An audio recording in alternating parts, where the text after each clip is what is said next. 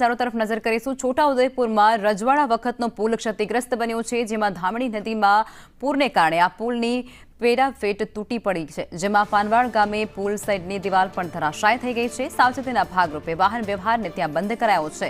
છોટાઉદેપુરથી આ જાણકારી સામે આવી રહી છે, જેમાં પાનવાડ ગામના પ્રવેશમાં આવેલો રજવાડા સમયનો પુલ ક્ષતિગ્રસ્ત થયો છે અને જેને કારણે લોકોની સાવચેતીને ધ્યાનમાં રાખી અને અવરજવર પર સંપૂર્ણપણે પ્રતિબંધ લગાવી દેવામાં આવ્યો છે।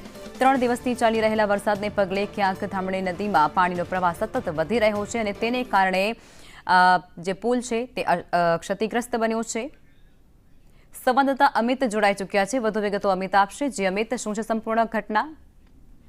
ચોક્કસ જણાવી દો કે છોટાઉદેપુર જિલ્લાની અંદર પુલ તૂટવાનો જે સિલસિલો છે તે યથાવત રહ્યો છે, ત્યારે આજે વહેલી સવારે છોટાઉદેપુર જિલ્લાના પાનવાડ ખાતે આવેલો રજવાડા સમયનો એક પુલ છે તે ક્ષતિગ્રસ્ત થયો છે। મહત્વની વાત એ છે કે આ લગભગ 60 વર્ષ કરતા પણ જૂનો પુલ છે અને આ જે પુલ છે તે ધામણી નદી પર આવેલો છે। ધામણી નદીમાં છેલ્લા 3 દિવસથી ભારે વરસાદ પડ્યો હતો, તેને લઈને પૂર આવ્યા હતા અને આ પૂરને લઈને જે પુલની દિવાલ છે તે ધરાશાયી થઈ ગઈ હતી અને દિવાલ ધરાશાયી થતા તેની પેરાફીટ લગભગ 10 ફૂટ કરતા પણ વધારે તૂટી અને પાણીમાં વહી ગઈ હતી।